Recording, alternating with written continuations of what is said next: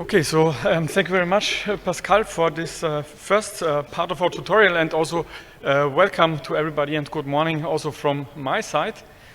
And my part here is to give you the theoretical background to what comes afterwards. And I will talk about hyperbolic geometry for non-mathematicians. And I myself, as a mathematician, will try to do my best to make it not too abstract for you. Okay, and as Pascal has explained, so hyperbolic geometry is one important example of non-Euclidean geometry. So kind of geometry where the usual laws that we are used to of like vector addition and straight lines do not apply. And in fact, this was precisely the motivation in the 19th century when hyperbolic geometry was first developed. The motivation was to give a concrete example of a non-Euclidean geometry with negative curvature. So at that time it was understood that on the surface of a sphere you have a geometry that is non-Euclidean and which has positive geometry, but it was not clear at this time how in concrete terms the geometry of a negative curvature would look like.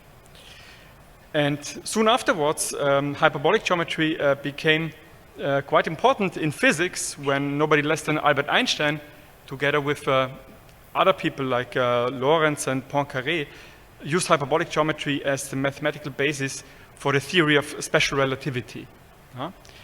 And the keyword here is maybe Lorentz invariance. So these laws of special relativity, of time and space in special relativity, are not longer invariant under Euclidean transformations, but in fact under transformations from hyperbolic geometry called Lorentz transformations. Yeah? So actually we are all living in hyperbolic geometry, we just don't notice because this only becomes felt when we move at a speed close to the speed of light. Yeah? And if you want to characterize a hyperbolic geometry in just one sentence, you can describe it as the geometry of constant negative curvature. Yeah? As we have said now, explained several times. And the reason now that we are here is that in, let's say, approximately the last 10 years, there has been a renewed interest in hyperbolic geometry in relation to network science, computer science, and machine learning.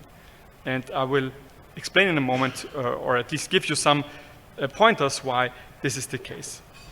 And finally here on the, right behind me, you see a model of hyperbolic space that has been made out of wool, so has been crocheted by a mathematician called Taina Daimina.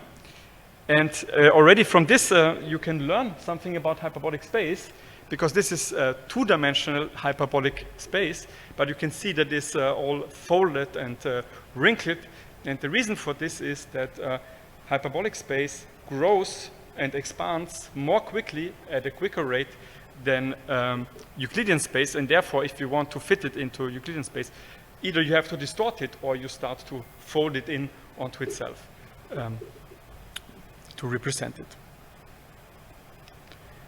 And now the question, of course, that I'm sure you all want to have answered in this tutorial is, why is hyperbolic geometry useful in representation learning? And Pascal has already given you some hints here. And I also want to give you two reasons.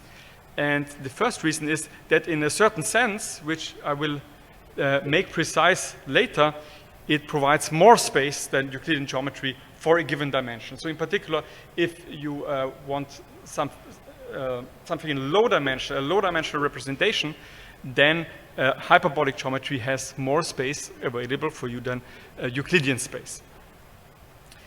And the second reason is that hyperbolic geometry has some intrinsic hierarchical and tree-like structure. And this is what Pascal has explained to you, that like we humans, we like to categorize things, and we do so at different levels of granularity. So yeah, think about biology, where first we categorize into animals and plants, and then we subdivide animals into mammals, insects, and so on, and we go on, and in the end we have a tree of categories. We have a hierarchy of different labels, and in this sense a lot of data is organized in some hierarchies. And here you see one example of a tree here embedded into hyperbolic space, and I will talk about this later some more. And even when you talk about networks, well, not all so data that comes in the form of networks, of course, not all networks are trees, but a lot of real-world networks are tree-like, which means that they have the structure of trees with some additional, but not too many additional edges. And also these kind of networks are easier to embed into hyperbolic space than in Euclidean space. Yeah? So hyperbolic geometry has all these properties, and at the same time, several notions that are familiar from Euclidean space are still well defined, so we can still talk about the distance of points, we can talk about the angles between lines, we can talk about lines, or we should rather call them geodesics, because line, we think of something straight. Lines will no longer be straight in hyperbolic geometry. We can talk about volume, area, and so on, and so on. So all these notions are still well defined in hyperbolic geometry. And yes, let's give you a little bit more of a historical motivation for hyperbolic geometry. And here I'm going way back to 300 before Christ, when Euclid formulated his postulates for Euclidean geometry. Yeah? So in fact, his contribution was to realize or to discover that to do geometry, you don't need paper, pen, or ruler, or even drawing in the sand as they did in ancient Greece, but rather you only have to talk about points and lines, and you have to write down the rules how to work with points and lines, and everything else, all the other laws of geometry follows from just these 5 postulates or axioms. And I don't want to go through all of them, so this is not relevant here. So let's maybe just look at the first one. Each pair of points can be joined by one and only one straight line segment. Now, okay, this is something where I would say, yes, of course, this should be one property of geometry. But now I want to draw your attention to the last one here. This is the parallel postulate. Yeah? And this says, given a line and a point not on it, there is exactly one line through the given point that does not intersect the given line. Yeah? So you have a line, you have a point, and you can draw only one line through this point, which will not intersect the other line. And for a long time, for centuries, in fact, this seemed so obvious to people that they tried to deduce it from the other 4. They said, well, if the other 4 are valid, then we can certainly show that there is only one parallel line through a given point.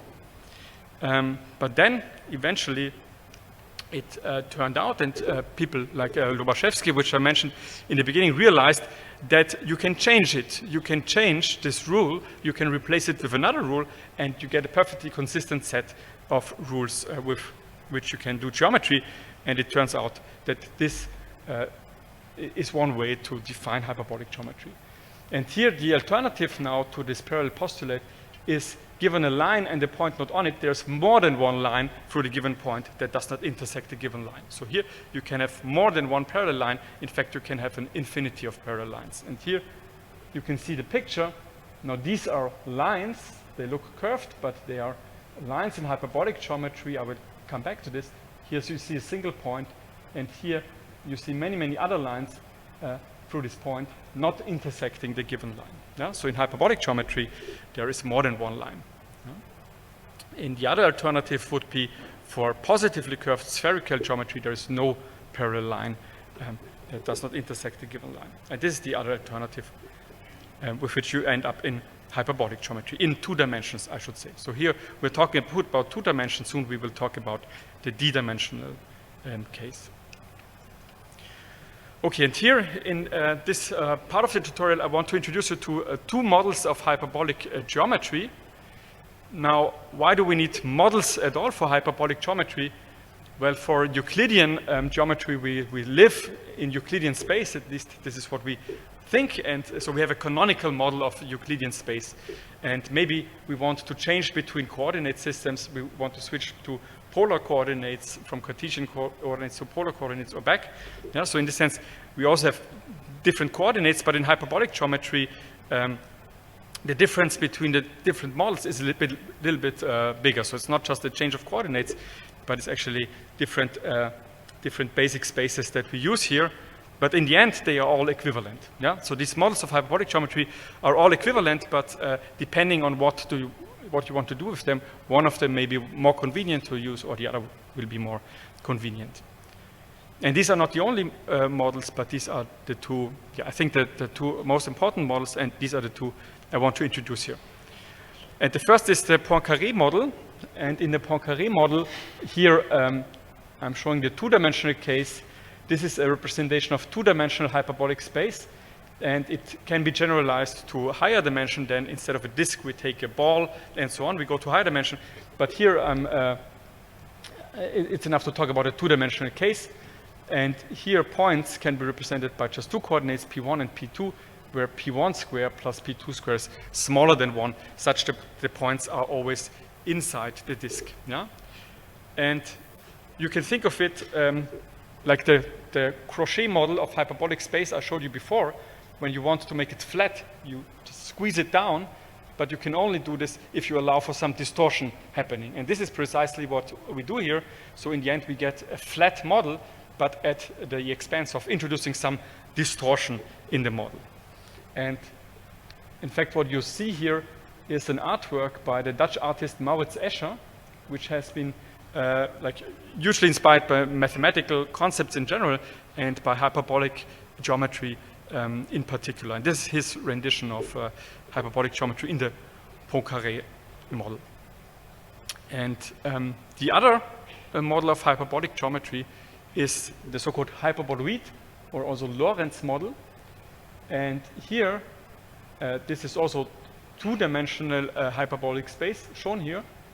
But I'm giving you the general d-dimensional case. And here, for d-dimensional geometry, we need d+1 coordinates. So we need one additional coordinates and represent points as a vector of real numbers x1 to x d+1. And here I introduce a product, the so-called Lorentz product. So here we can multiply two vectors by this Lorentz product, and the Lorentz product is defined like this. So we have x1 times y1, but then we subtract the other products of x2, y2, and so on to xd+1, yd+1. So this is a so-called indefinite inner product. So in contrast to the Euclidean inner product, which has only the same sign, it's a definite inner product. This here is an indefinite inner product.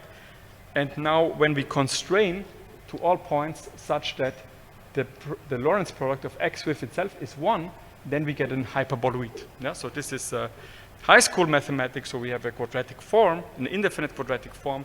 And if we set it equal to 1, the set of all points forms a hyperboloid. And we will only use this upper part here. So we use this upper part here as our model for hyperbolic space. And again, if you think about this crochet model from before, now think of it, you take the hyperboloid and now you put it on like a sock. Then you also avoid the wrinkles and you have a different model of hyperbolic geometry. And in the Poincaré model, without giving you any formulas at this point, let me just introduce you the basic thinking of the Poincaré disk model. So what are now the lines in our model? So the shortest connections between 2 points, or geodesic lines, they look like this. So they look like arcs here of Euclidean circles meeting the boundary at a right angle. Yeah? So these red lines that I've indicated here are the shortest connections between any 2 points on them. And also the distances are distorted. Yeah? So all these little fishes or birds that Escher had in mind, so the wingspan of them is equal for all of them. So the distance distorts in such a way when you go closer to the boundary that all of them have here the same diameter, the same wingspan. And this is just a way of measuring length according to the Poincaré model. And the red line, or geodesic lines, they have infinite length.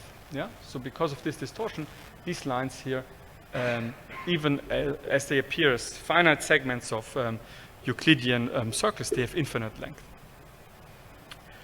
And the same kind of distortion applies to an area and in higher dimension to volume. So all these regions here, all these quadrilaterals that I've indicated here in red, here also have the same area when they are measured according to the laws of hyperbolic geometry. And I've told you that all these models are in the end equivalent. So how does the connection look like between these two models, between the hyperboloid and the Poincaré model? Well, now take the hyperboloid, and the apex, so the lowest point of the hyperboloid, is located at the point 1, 0, 0, 0. Now you put a disk here, the Poincaré disk, you put it in the 0 plane, and then at -1 you put a source here. You can think of it as a source of light, and then you project everything from the hyperboloid to the disk, or the other way around, from the disk to the hyperboloid. And this is called a stereographic projection. And with this you can, for example, take a geodesic in the Poincaré disk and you project it on the hyperboloid, and then you get a geodesic in the hyperboloid, or the other way around. Yeah? And in the Poincaré disk, I've told you that the geodesics are arcs of Euclidean circles. Now what happens in the hyperboloid model? In the hyperboloid model, it turns out that the geodesics are exactly the intersections of d-dimensional hyperplanes with the hyperboloid.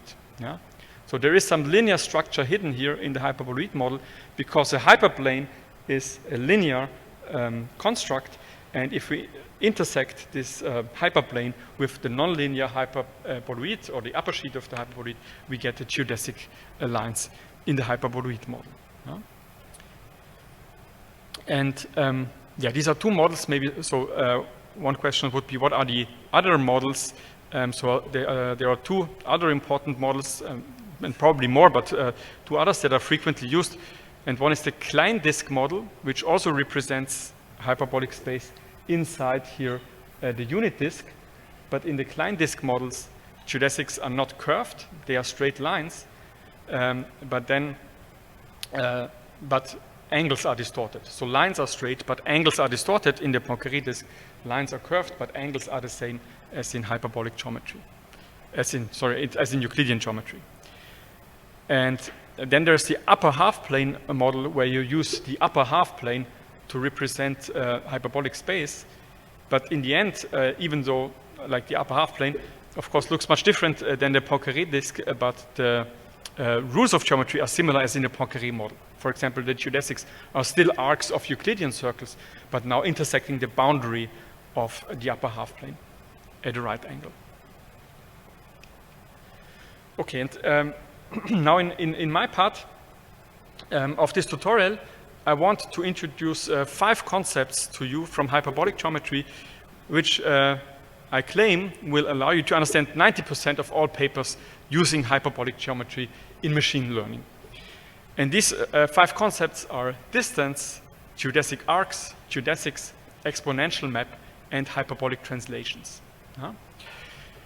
And the first concept, distance, is quite obvious what is meant by distance. So how can we measure how far 2 points, x and y, in hyperbolic space are away from each other? And a geodesic arc is then the shortest, in the sense of distance minimizing, curve from x to y, and I have already shown you how these geodesic arcs look like in the Poincaré disk model, and also said something about the hyperboloid model. And then a geodesic is just a geodesic arc extended as far as possible. So the equivalents in Euclidean geometry are a line segment and a line, which is a line segment extended as far as possible.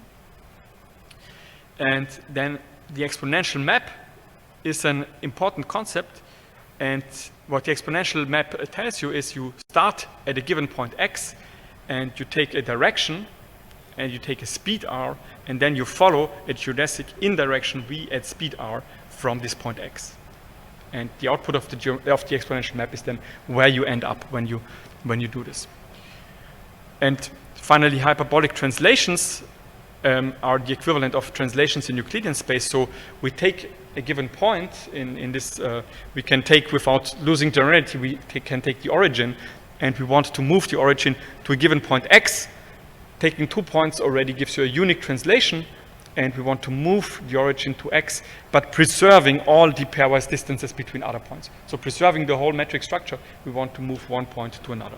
So it's one kind of isometry of hyperbolic space. Okay, and let's start with the first concept, which is the hyperbolic distance. And here, in the approach that I'm using here in this talk, the hyperbolic distance is part of the definition of hyperbolic space. So we have the structure of the space, Poincaré disk or hyperboloid, and as a second ingredient, we have a distance on this space. And maybe not too surprising, now the distances in hyperbolic space will involve the hyperbolic function, so the hyperbolic cosine, and in particular also the inverse function, which is called the area hyperbolic cosine. And just keep in mind, so I don't know if you have seen the definition of the hyperbolic cosine. It can be easily defined in terms of the exponential function. I don't have something to write here, but the hyperbolic cosine is 1/2 times e to the power x plus e to the power minus x. So the important thing here is hyperbolic cosine grows exponentially. Yeah? So don't think of a periodic bounded function like the cosine. It is a function that grows exponentially, and therefore its inverse, the area cosine, grows logarithmically, and in fact can be expressed in terms of the logarithm. So sometimes you see different expressions here for hyperbolic distances using the logarithm. And in both cases, so here is the expression in the Poincaré model, here's the expression in the hyperboloid model. We have here a scaling factor 1 over square root kappa, and this is how the curvature enters here in our definition. So the curvature is in fact minus kappa, because we have negative curvature.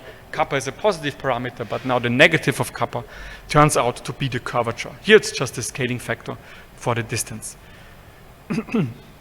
And just to check our intuition here, in the formula for the Poincaré model, now what happens here when we approach the boundary of the Poincaré disk, then here the norm of P will go to 1.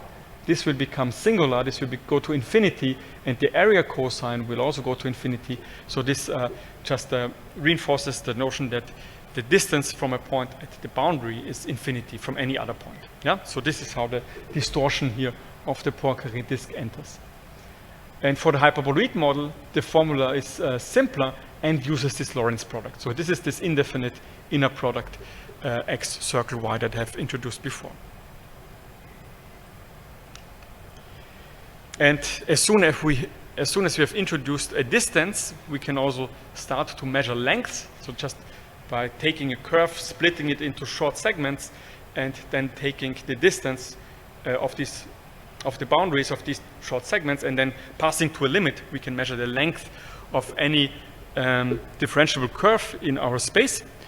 And then we can determine which curves are minimizing the length between which curves are distance minimizing between 2 points, and we end up with geodesics. And in the Poincaré disk model, as I've told you, the geodesics are arcs of Euclidean circles. There's one exception here. When you go from one point exactly to the opposite, then the circle has infinite radius, and then it becomes a line. So correctly, we should say they are arcs of Euclidean circles or line segments meeting the boundary at the right angle. So here we always have a right angle, and these segments could be completed to a full Euclidean circle. And here these lines, do they meet in a point? It looks like they would meet, but in fact they do not meet in a point. They are parallel lines because the boundary is not part of the Poincaré disk. Yeah? So this was the Poincaré model. How do geodesics in the hyperboloid model look like? So I've told you that in the hyperboloid model, the geodesics are the intersections of hyperplanes in RD+1 with the hyperboloid. So this is the way that geodesics can be calculated in the hyperboloid model, and it turns out that when you do the computation, you get a simple formula for the geodesic, and this is the formula for a geodesic that starts at a point x on your hyperboloid and has direction v here. Yeah? So hyperbolic cosine of t square root kappa, kappa the curvature parameter, times x plus hyperbolic sine t square root kappa v. And the admissible directions here, so which are valid directions in hyperbolic space, these are all elements of the so-called tangent space at x. And the tangent space of x. Sorry. Yeah. What is the speed? The speed, t. So they are parameterized by t. Before before I also had the speed, and now it's an unnormalized direction vector. Before it was a unit vector, now it's not normalized. And V is an element of the tangent space, and the tangent space can be written as all vectors V from Rd plus 1, which are Lorentz orthogonal, so orthogonal, but in the Lorentz sense to X. And now these directions are part of Rd plus 1, and we have one linear equation that constrains them. So this means that the tangent space is a linear space of dimension d. So the tangent space is flat and d-dimensional at any point x.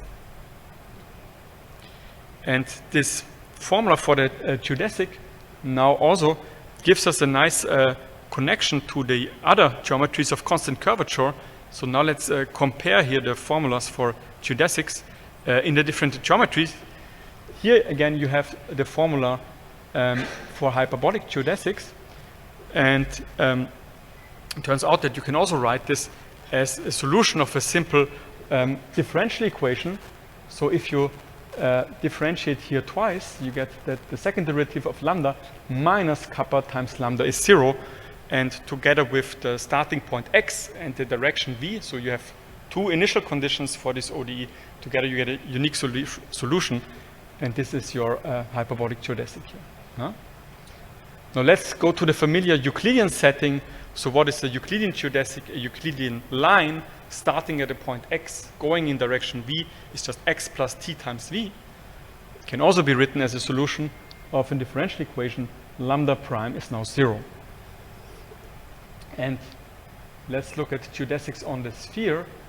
On the sphere, geodesics look just like in hyperbolic geometry, but instead of hyperbolic cosine, hyperbolic sine, we now have the usual cosine and sine. And again, here we have curvature, so this would be on a sphere of radius 1 over kappa.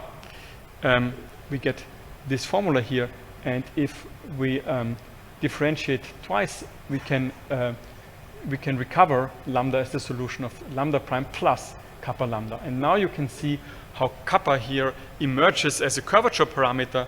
Here we have plus kappa, we get spherical geometry on a sphere of radius 1 over kappa. We set kappa to 0, we get flat geometry of the Euclidean space, and we set kappa to minus, or we set the curvature to minus kappa, and we get geodesics in hyperbolic space. So this is how the notion of curvature can be understood. So sorry, I didn't.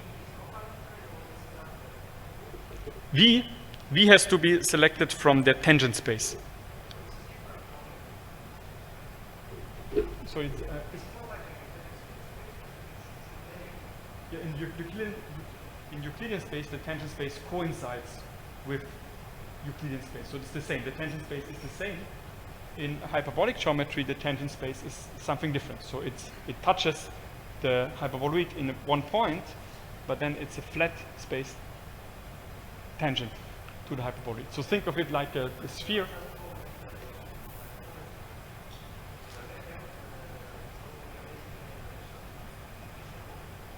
You can choose any direction here from this tangent space here.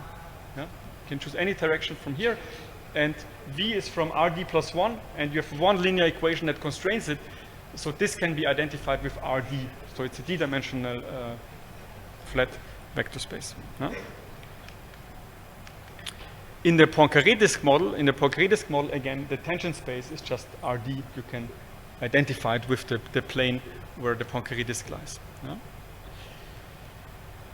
Okay, so the next concept that I wanted to introduce is the exponential map. And the exponential map, written as x subscript x, takes Rv, so it takes a unit tangent vector v and a speed r, and from the point x you follow a geodesic in the direction given by v at a speed r, and the output of the exponential map is where you end up when you do this.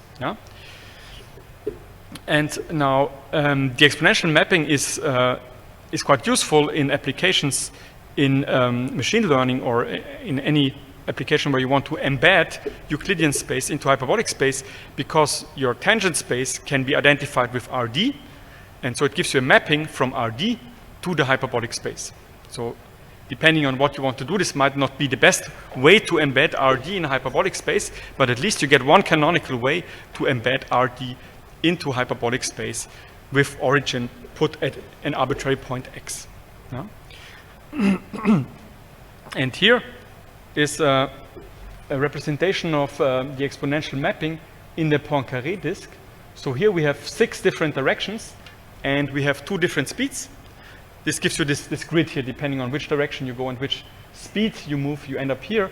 And if you start the exponential map in the origin of the Poincaré disk, it doesn't look any different than in the Euclidean case. So only when you use larger and larger speeds, you will start to notice the distortion, so that you eventually you never quite reach the boundary. But for small speeds here, it looks almost exactly like in the Euclidean case.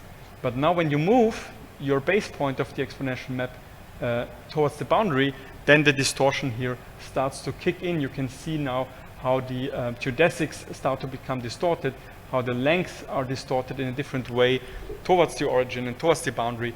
And when you move further, the distortion becomes larger, and so on and so on. Yeah? But according to the laws of hyperbolic geometry, all these exponential maps are the same directions from the tangent space, the same speeds, and this is how to visualize them in the Poincaré disk model.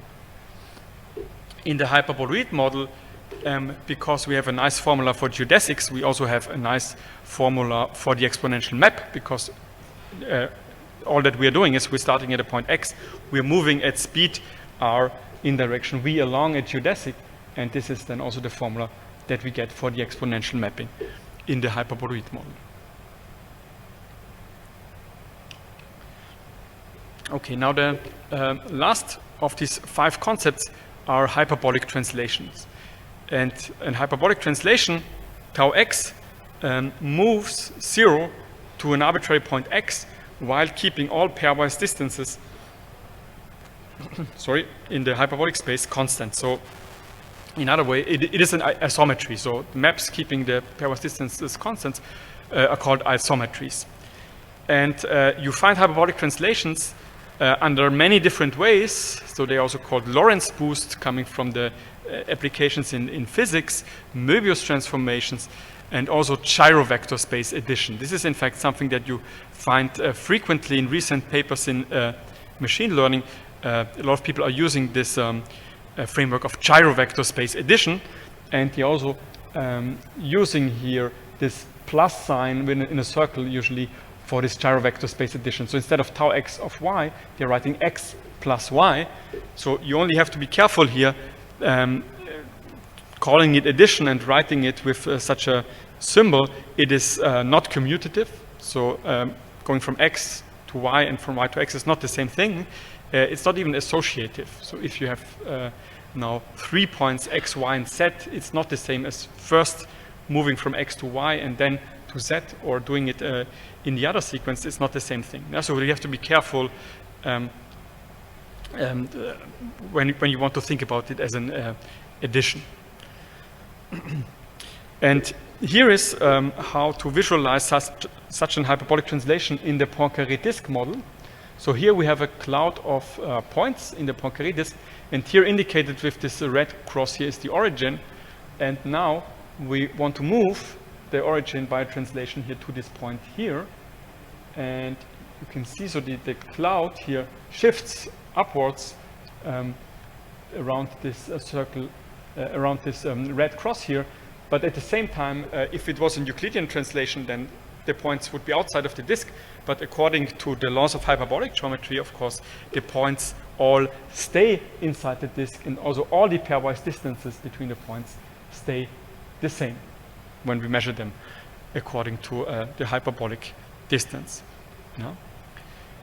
And in fact, one possible question here is, you may know that in Euclidean geometry, if we ask what is the structure of any isometry, so any any transformation that preserves pairwise distances in and orientation in Euclidean space can be decomposed into a rotation and a translation. So just having rotation and translation is enough to give you all the isometries in Euclidean space.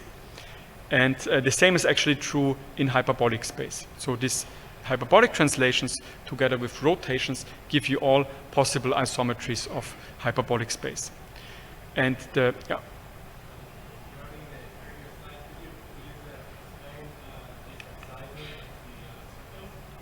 now this is the distortion of the Poincaré disk model. Yeah? So the measured according to hyperbolic distance, they have the same size. Yeah?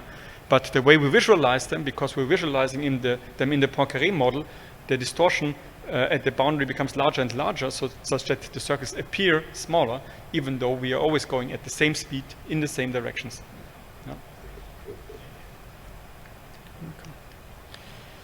Yeah, and I was saying that also the isometries of hyperbolic space can be decomposed into a hyperbolic translation and a rotation, and the rotations are no different than Euclidean rotations. So the rotations are really in the Poincaré disk model. You just rotate the disk, and no difference to the Euclidean case. The difference is in the translation, and therefore these hyperbolic translations are an important concept. And also we know that we don't have a vector space structure for hyperbolic space, so we cannot just add vectors.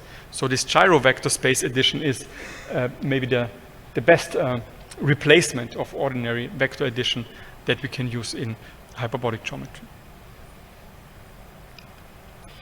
And now let's give you the formulas for these hyperbolic translations.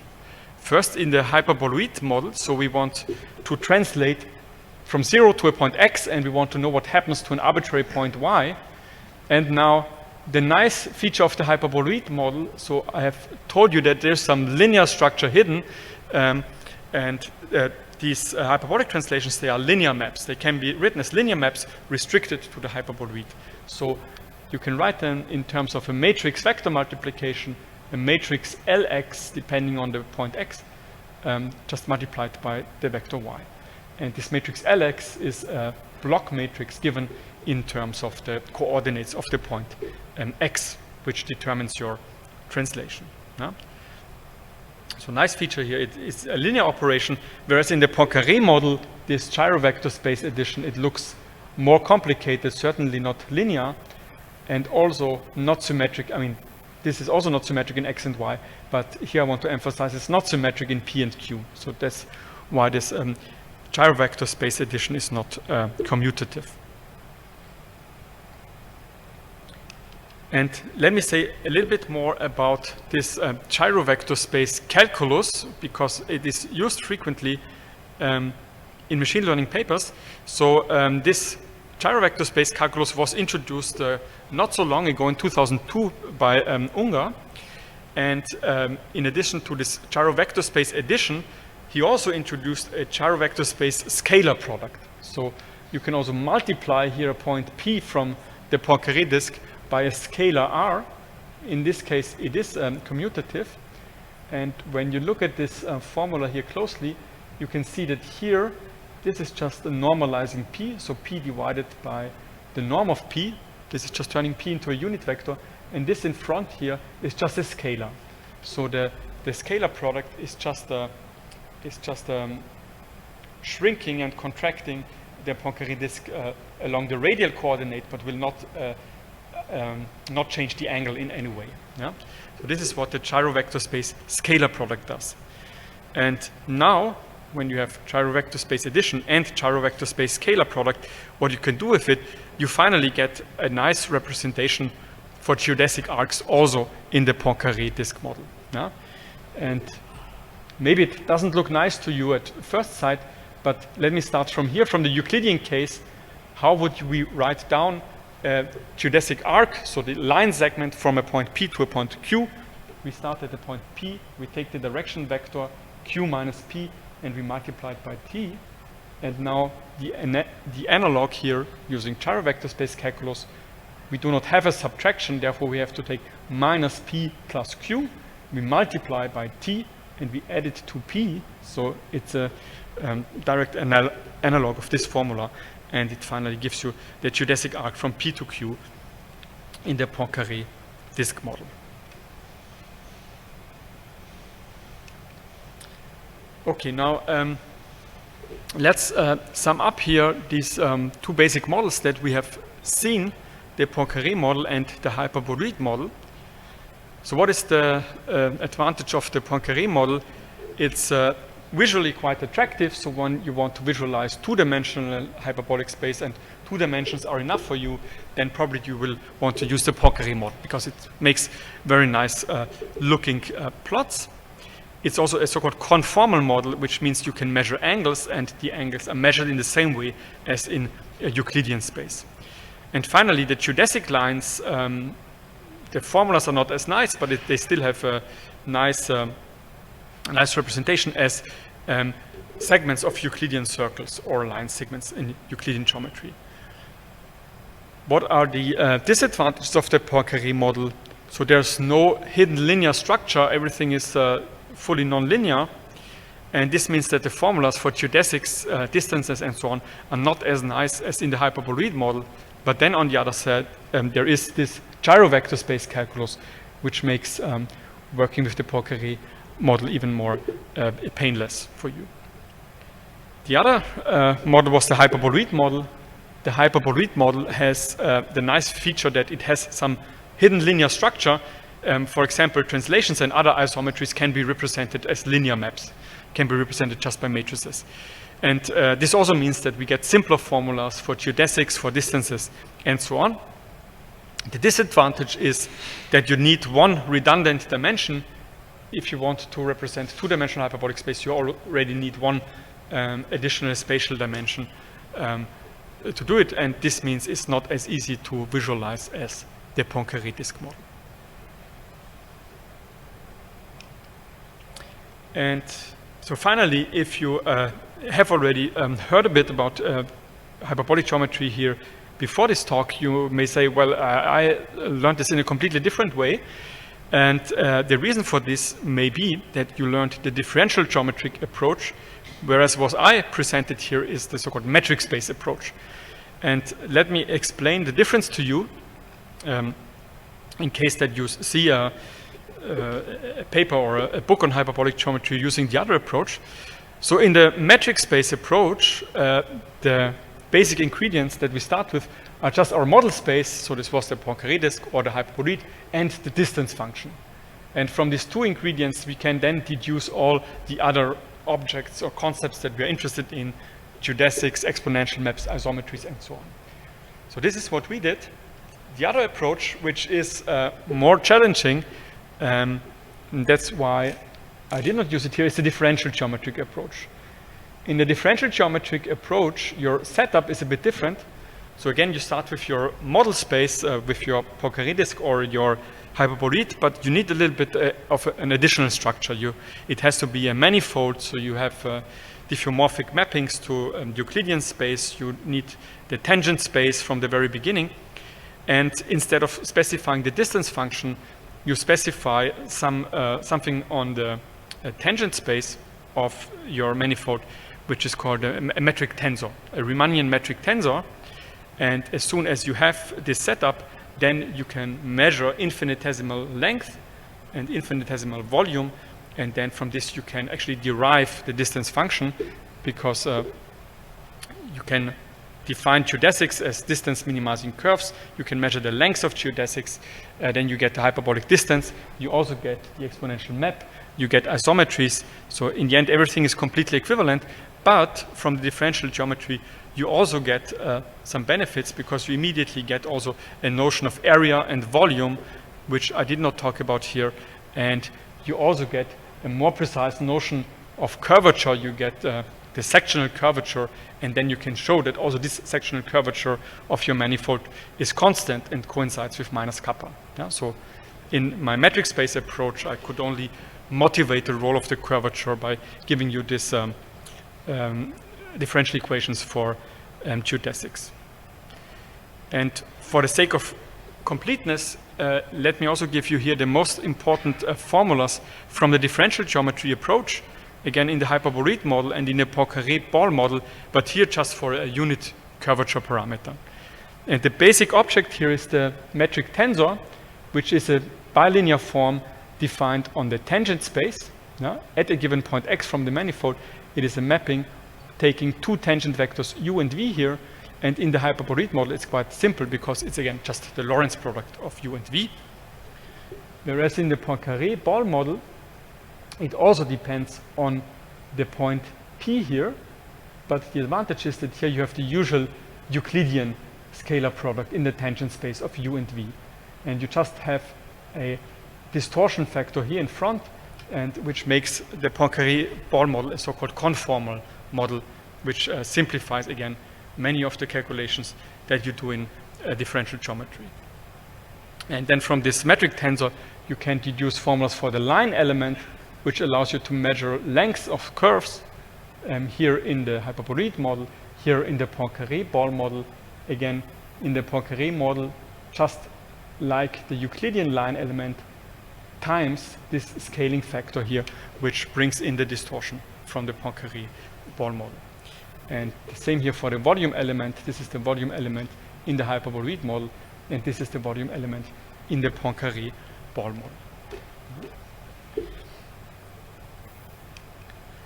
And now, let me come back to this two statements from the beginning of this talk, where I told you that the two reasons why hyperbolic space is attractive as a latent space for representations in machine learning is that it has more space available than Euclidean space. It grows faster than Euclidean space. And the second was that it has an intrinsic tree-like structure. And now let me be a bit more concrete about this growth, about this exponential expansion of hyperbolic space. And one way to make this rigorous is to look at the sphere, to look at the surface area of a sphere of a radius r in d dimensions. So sphere, that's the point at a constant distance r from the origin. This is well defined in Euclidean space and well defined in hyperbolic space as well. And now what happens as you grow the sphere larger and larger as you increase r? And in Euclidean geometry, the formula for the surface area of a d-dimensional, of a d-1 dimensional, so the surface is d-1 dimensional, the ambient space is d-dimensional, the surface area grows polynomial in the radius. So it grows like r to the d-1 with a factor here in front, which only depends on the dimension. Whereas when you look at the surface area of a sphere in hyperbolic geometry, the radius becomes replaced by the hyperbolic sign, and the hyperbolic sign, just as the hyperbolic cosine, grows exponentially, and which means that the surface area of the sphere grows exponentially with the same factor here in front, but a different scaling behavior. And for the surface area, you get these nice formulas, but you can also do the same calculation for the volume, and you will see that also the volume of the unit ball grows polynomially in Euclidean geometry and exponentially in hyperbolic geometry. And another way also to measure this is the so-called divergence of geodesics. So you take two geodesics starting at the same point, separating at a certain angle, and then you measure the so-called divergence. So you measure the distance from point on one geodesic and the other geodesic, but avoiding a ball of a radius r. And then you will see that also this divergence of geodesics is growing exponentially.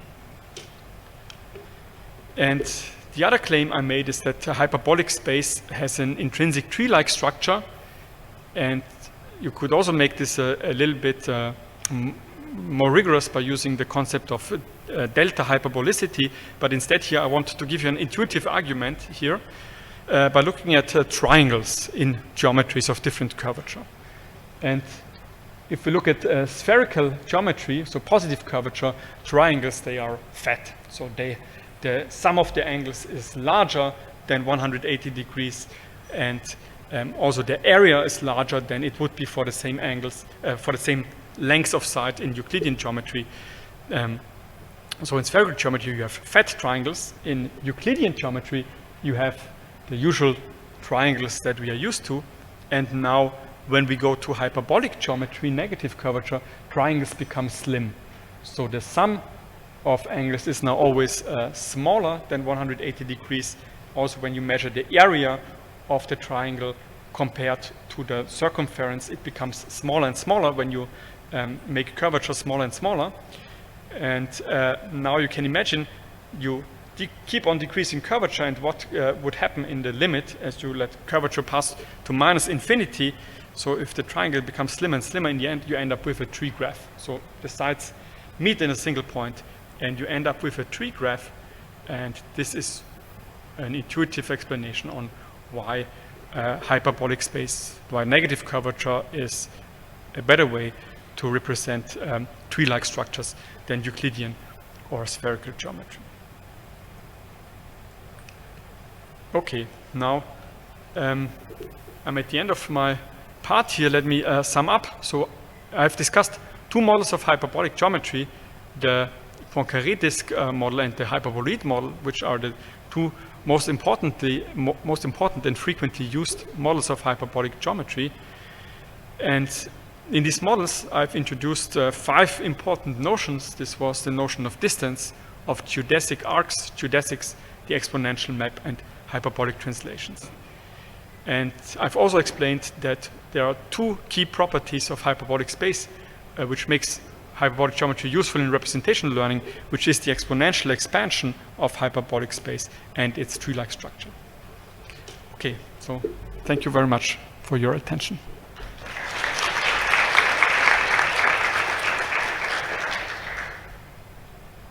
Are there any questions that you would like to ask? Yeah.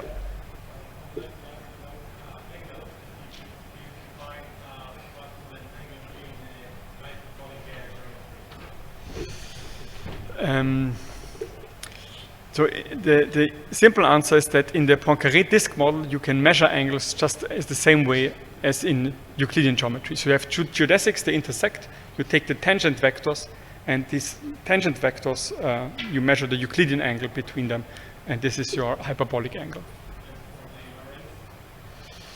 For the Lorentz model, there is also a notion of hyperbolic angle. I cannot write it down for you, but it's basically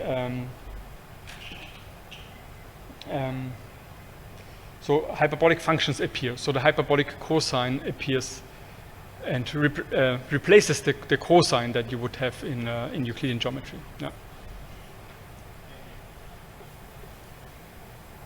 Yeah. Yeah. Can you give a few more summary comments on why those 2 properties that you give at the end translate into benefits for machine learning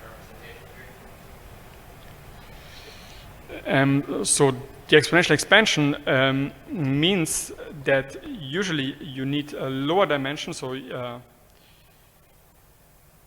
that you can represent data structures with the same accuracy but using a lower dimension in hyperbolic space than in Euclidean geometry, typically, as soon as you have some hierarchical structure in your data.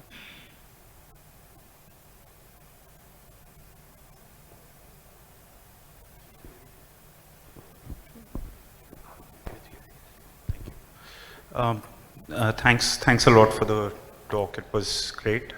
My question is about the role of dimensionality in representation learning. So you briefly spoke about the Poincaré and the hyperboloid models, but you talked about 2-dimensional spaces. Could you comment on how the scales with dimensions of, let's say, the feature space, where we might want to incorporate these constraints? How do you, so the dimensionality of the feature space, how does that impact the our choice of Poincaré model or the hyperboloid model, and what might be the implications on computational cost, etc., with respect to the dimensionality of the feature space? So whether there is a difference in this property between the Poincaré model and the hyperboloid model? Yes. No, actually not, because they are mathematically equivalent. So up to the computational cost maybe that you get from the different formulas, there's no difference between these 2 models. So it's just a matter of convenience, really, which model you use. Okay.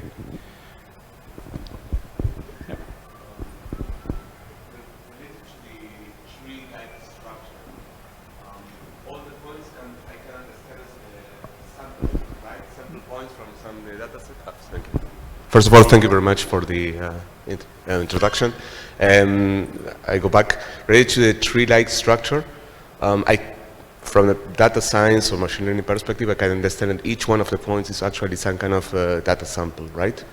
And then the relationship between the points can be assumed based on this kappa as kind of a distribution, or in the sense that if the kappa goes to infinity, then I'm more sure that, that there is a relationship between 2 points, and once the kappa comes from minus infinity, it means that there is kind of a distribution between the points. Can I understand that way? Is that related, or I'm just finding it out? So that the curvature controls the distribution of points. That means from -1, I can understand there is kind of a distribution there, and some kind of ambiguity maybe, or and in these cases, I'm pretty much sure. I mean, the uncertainty there is almost 0, and there the uncertainty is a little bit higher because of the kappa. Can I understand that way? So we'll also come back to that in the second part. So one key property of a tree is that it grows exponentially, right? I have 1 node, 2 nodes, 4 nodes, 8 nodes. So as a linear in the number of layers, the number of nodes grows exponentially. So if I try to put those nodes in a Euclidean space, very quickly, these at the end they will come together. They're very close together, the leaf nodes. Because linear Euclidean geometry grows linearly. So there's a mismatch between the growth of a tree and the growth of distances in Euclidean space. Well, distances grow exponentially in hyperbolic space, so that's an exact match between how distances grow in hyperbolic space and how the number of nodes grow in a tree. So for those all wondering, the next few parts will be all about computer vision and how key things about deep learning and computer vision that we have, such as these kind of properties, come back. So if you're wondering how do we do ImageNet classification with hyperbolic geometry, that will all come back in these other parts, where we really talk about how these functions that we've introduced, like the exponential map and the distance, we plug them into deep networks, and we see what happens, basically. So those kind of questions will be answered then as well. Yeah, so for the sake of time, I suggest we take like a 15-minute break. I think we earned it.